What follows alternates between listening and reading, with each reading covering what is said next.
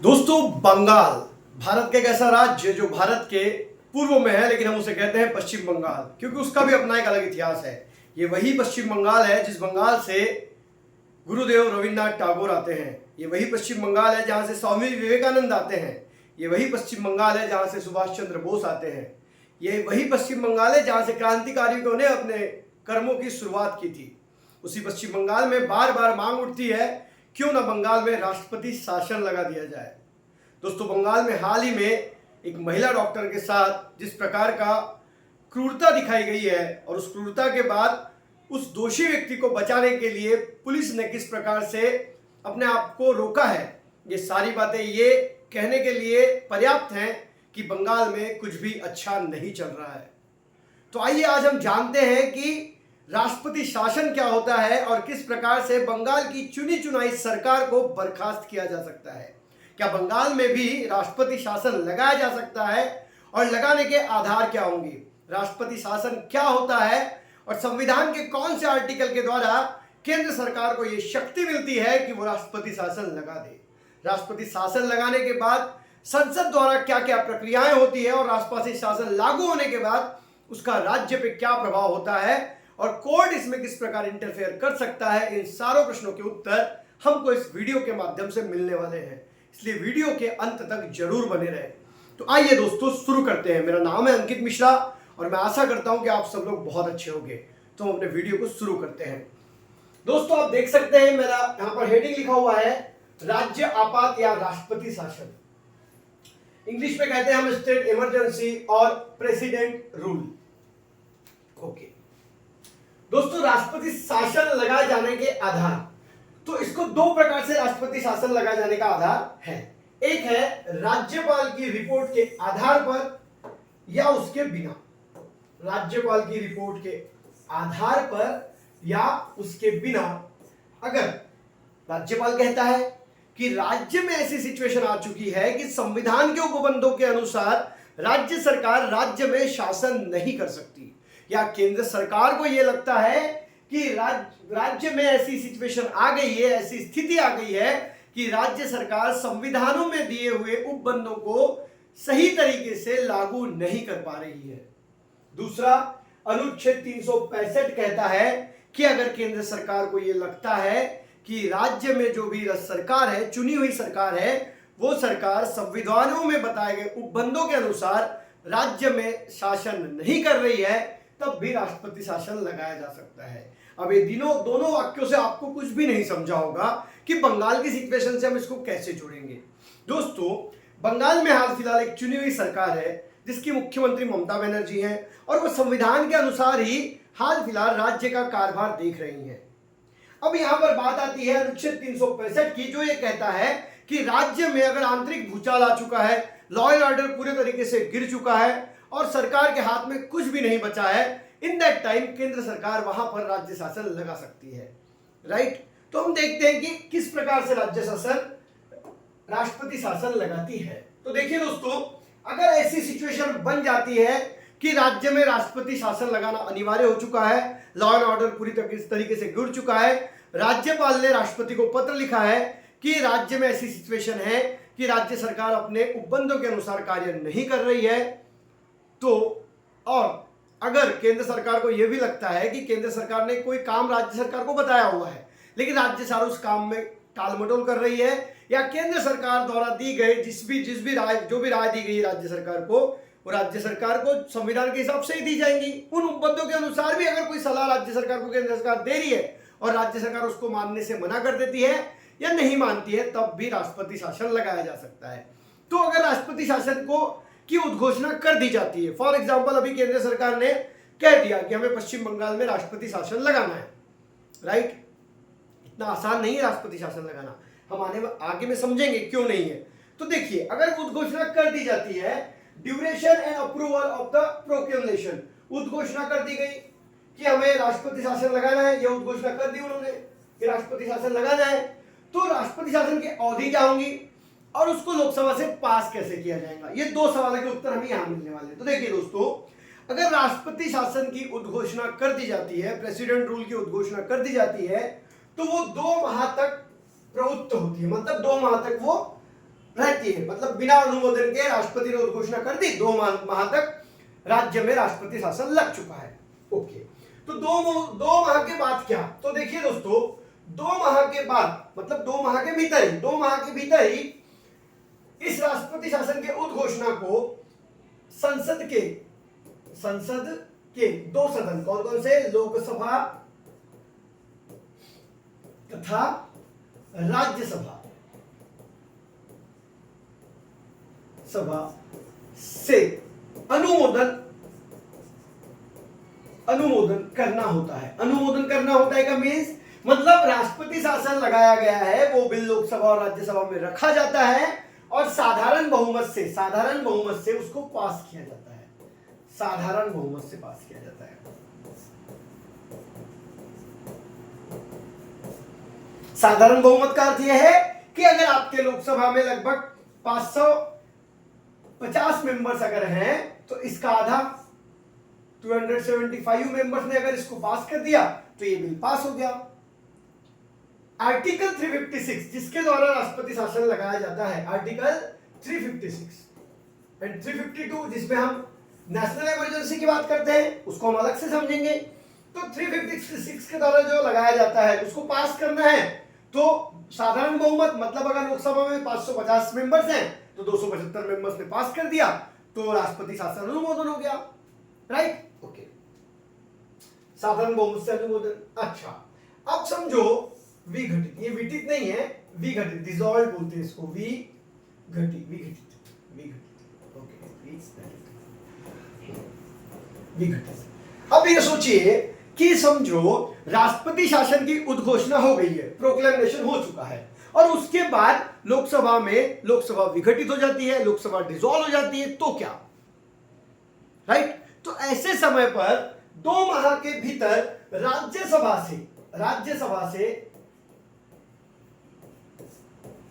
राज्यसभा से अनुमोदन होना ही चाहिए।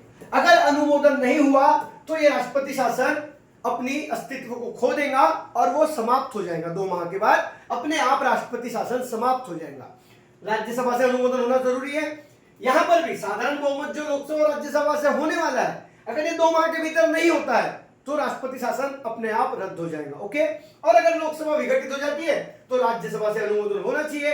और जब नई लोकसभा चुन के आएंगे फिर इलेक्शन के बाद, तो नई लोकसभा ने जो नई लोकसभा बनेगी, जो भी नई लोकसभा बनने वाली है, तो नई लोकसभा में 30 दिनों के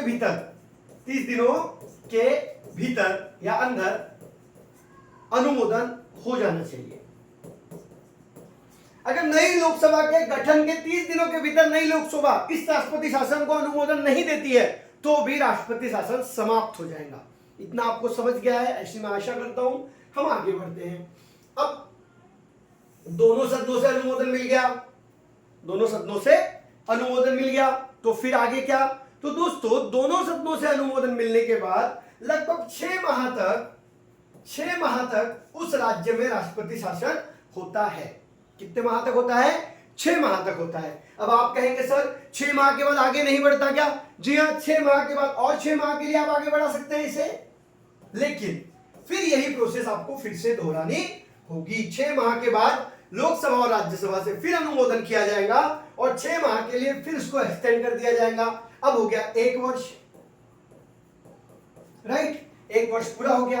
अब दोस्तों, 1 वर्ष तक उद्घोषणा को उपयुक्त विधि से बढ़ाया जा सकता है। हमने बढ़ा दिया 6 महीने के लिए, किंतु यदि उसे 1 वर्ष के अवधि के बाद अगर बढ़ाना है तो वहां पर 2 पॉइंट इंपॉर्टेंट है। वो 2 परिस्थिति अगर पूर्ण होती होगी तभी राष्ट्रपति शासन को आगे एक्सटेंड किया जा सकता है 1 साल पूरा होने के बाद। हमने यहां पर आपको बताया कि 6 माह हमने बढ़ा दिया, 6 महीने। अब अगर आपको उसको एक्सटेंड करना है तो 2 सिचुएशन पूरी करनी होगी। वो 2 सिचुएशन ये है कि अगर पूरे देश में उस वक्त में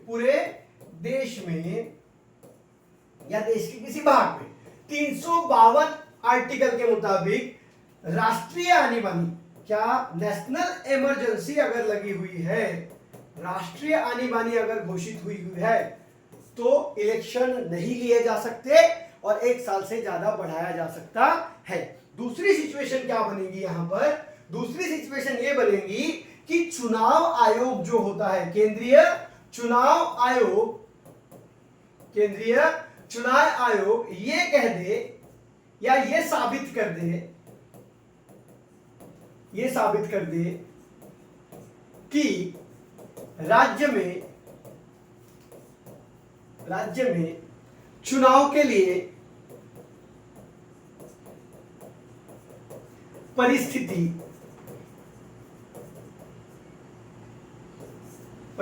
अनुकूल नहीं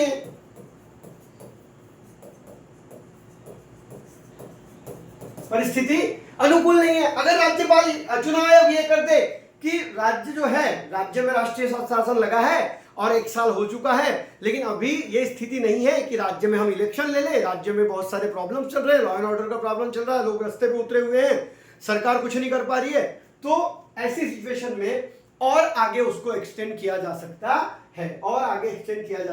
है। ये 2 सिचुएशन जो बताई गई है, ये आर्टिकल 356 में 56(5) जोड़कर बताई गई है। अब ये 356(5) कब जोड़ा गया? ये जोड़ा गया है 44वें संविधान संशोधन में, जो 1978 में हुआ। अभी हम पढ़ने वाले हैं 44वां संविधान संशोधन। इसके पहले वाले वीडियो में मैंने 42वां संविधान संशोधन बहुत डिटेल में बताया है, आप उस वीडियो को देख सकते हैं। तो यहां पर 44वें संविधान संशोधन की बात आ जाती है 1978 में जो हुआ था, राइट। इसमें इसको जोड़ा गया कि ये 2 सिचुएशन है, तभी आप 1 साल से ज्यादा एक्सटेंड कर सकते हैं। क्योंकि दोस्तों जब भारत में 1950 के बाद इलेक्शन हुए तो सबसे पहले जो सरकार राष्ट्रपति शासन लगाया गया वो केरल में लगाया गया, क्योंकि वो पहला स्टेट है जहां कांग्रेस को छोड़कर कोई दूसरी पार्टी सत्ता में, आज भी दूसरी पार्टी सत्ता में, राइट। बहुत बार तो ये हुआ कि इंदिरा गांधी जी ने बेफिजूल में राष्ट्रपति शासन लगा दिया, जवाहरलाल नेहरू जी ने लगवाया। जब अयोध्या राम मंदिर गिरा उसके बाद 4 राज्यों की बीजेपी सरकार को 1 मिनट में डिसॉल्व कर दिया गया, 1 मिनट में राष्ट्रपति शासन लगा दिया गया। अब ये तो सारे के सारे केस कोर्ट में गए हैं। इसलिए हाल फिलहाल आफ्टर 1994 राष्ट्रपति शासन लगाना बहुत इजी नहीं रहा है, क्योंकि पहले के सरकारों ने मनमाना ढंग से राष्ट्रपति शासन लगाया। आज हम डिक्टेटरशिप की बात करते हैं। आप इतिहास में जाके खंगालिए, आपको पता चलेगा कि भारत में इससे ज्यादा डिक्टेटरशिप पहले रह चुकी है। लेकिन आज हमको तो डर लगने लगा है कि भारत देश में डिक्टेटरशिप आ जाएंगी। पहले संविधान को समझना पड़ेगा, पहले हमको अपने इतिहास को जानना पड़ेगा। लोग तो ये भी कहते थे कि भारत की आजादी के बाद भारत के टुकड़े हो जाएंगे, तो क्या भारत के टुकड़े हो गए? ये सब देश विरोधी भावना है जो बाहर के मुल्क में बैठ के भारत को बदनाम करने की कोशिश करते हैं। 356(5) 44वां घटना दुरुस्ती 1978 के द्वारा ये 2 कंडीशन जोड़ी गई है, राइट।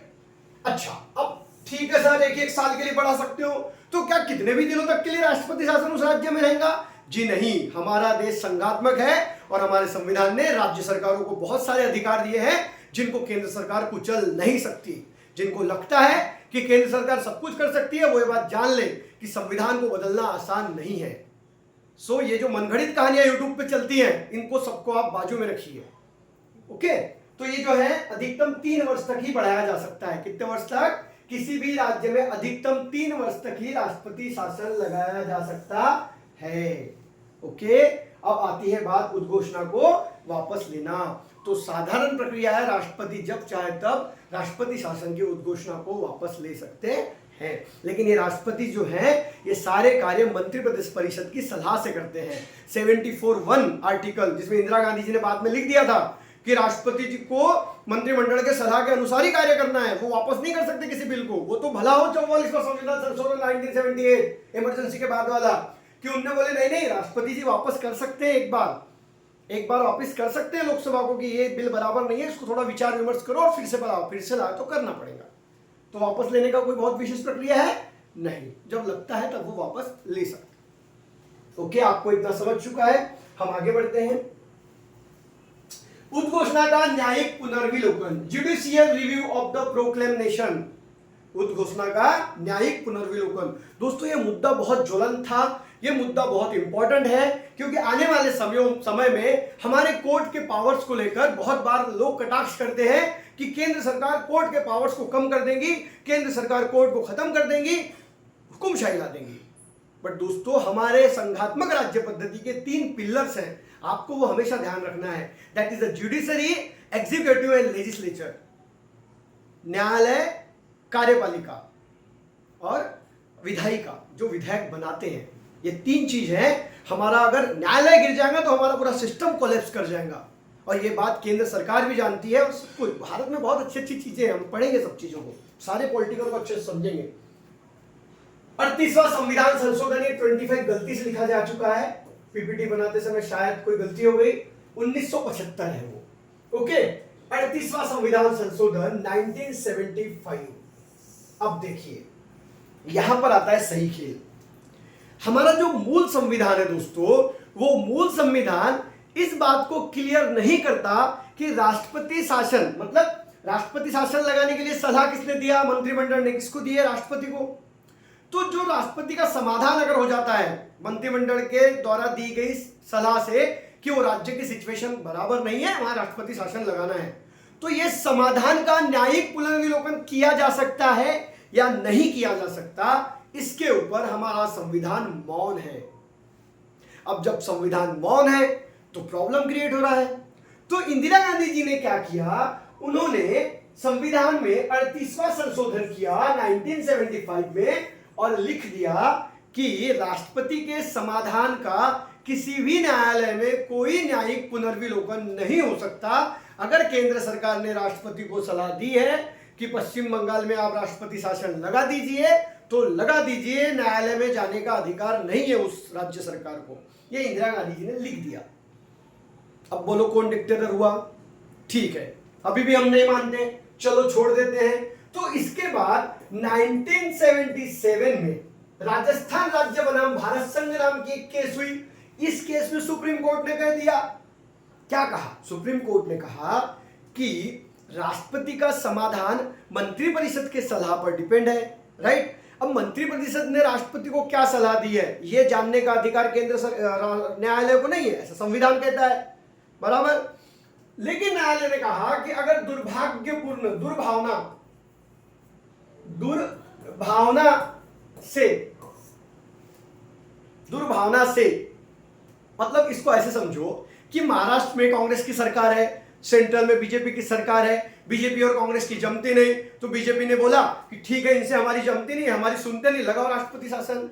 अगर इस प्रकार से दुर्भावना से अगर राष्ट्रपति शासन लगाया जा रहा है या द्वेषपूर्ण, उस सरकार का द्वेष करती है केंद्र सरकार, और इस भावना से अगर लगाया जा रहा है या बिना तथ्यों के बिल्कुल हवा में हमारी इच्छा हुई हमने राष्ट्रपति शासन लगा दिए, नहीं, तो कोर्ट ने कहा कि नहीं नहीं ऐसा नहीं होगा, आप दुर्भावपूर्ण से नहीं लगा सकते राष्ट्रपति शासन।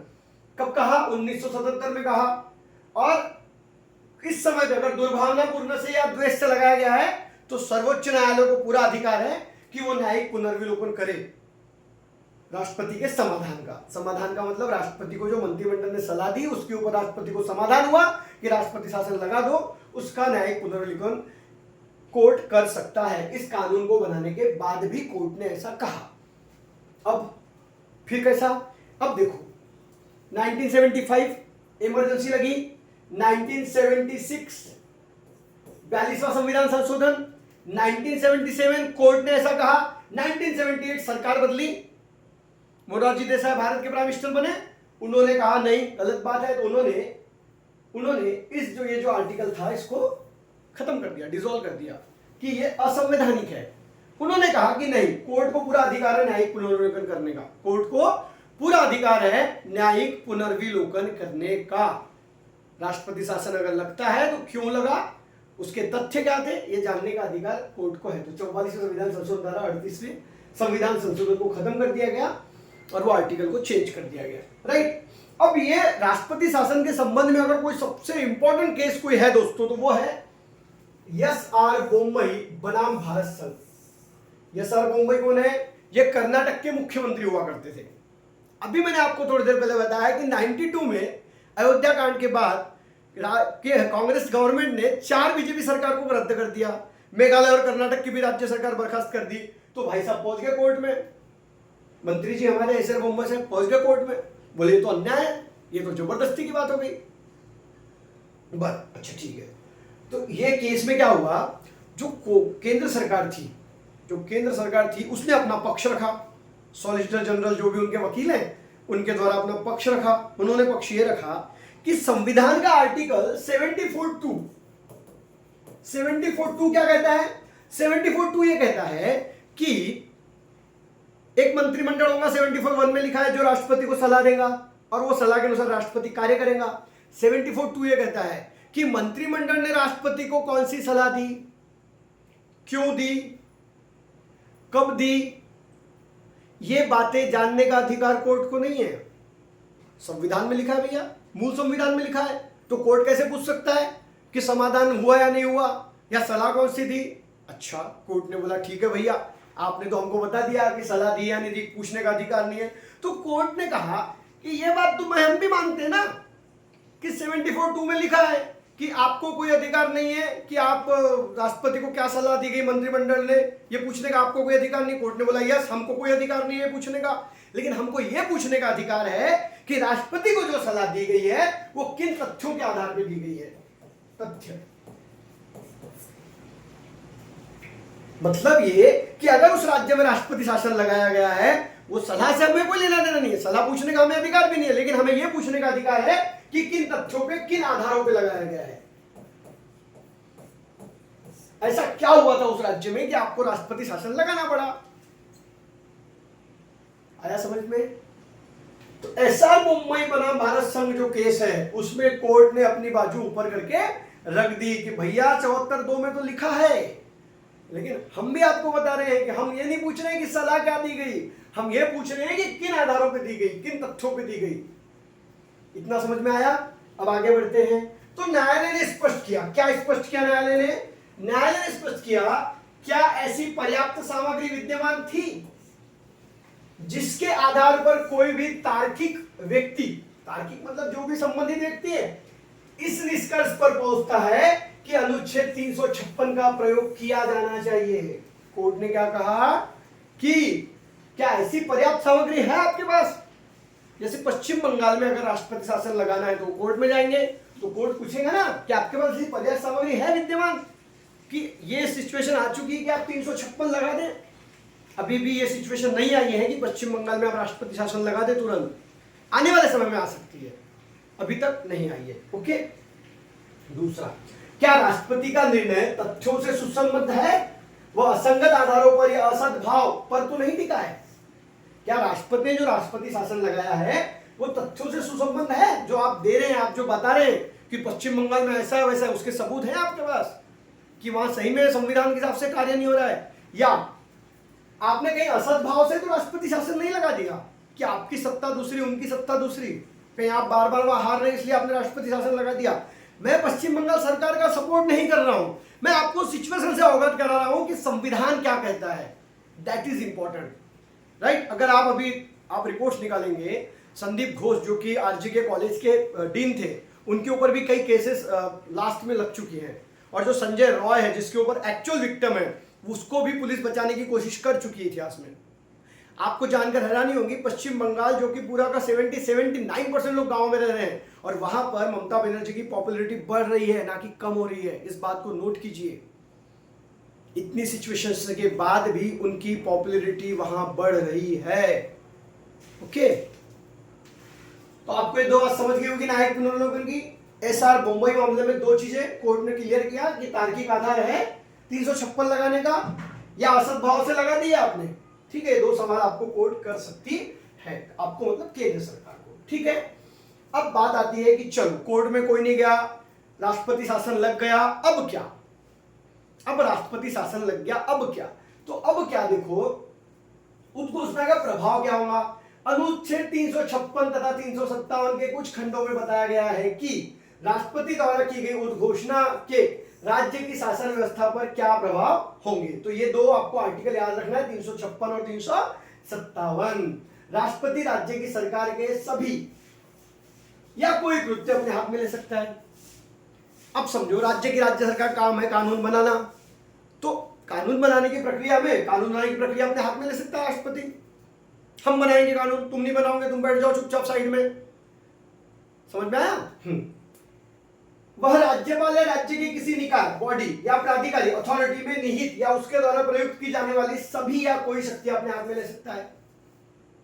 अगर राज्य सरकार का कोई डिपार्टमेंट है, एजुकेशन डिपार्टमेंट, केंद्र सरकार ने बोला चलो एजुकेशन डिपार्टमेंट पूरा हमको दो, हम देखेंगे क्या हो रहा है क्या नहीं हो रहा है, पूरा गृह मंत्रालय अपने हाथ में ले लिया, या पूरा का पूरा सिस्टम ही राज्यपाल को दे, तुम ही संभालोगे अब, अब मुख्यमंत्रियों के सब बैठेंगे वहां पे चुपचाप, कुछ नहीं करेंगे, सब राष्ट्रपति करेंगे जो भी करना है। मतलब पूरी की पूरी सरकारी बर्खास्त वहां की चुनी हुई, पूरा शासन चलेगा राष्ट्रपति के हाथ में। राष्ट्रपति is a powerful person for that state.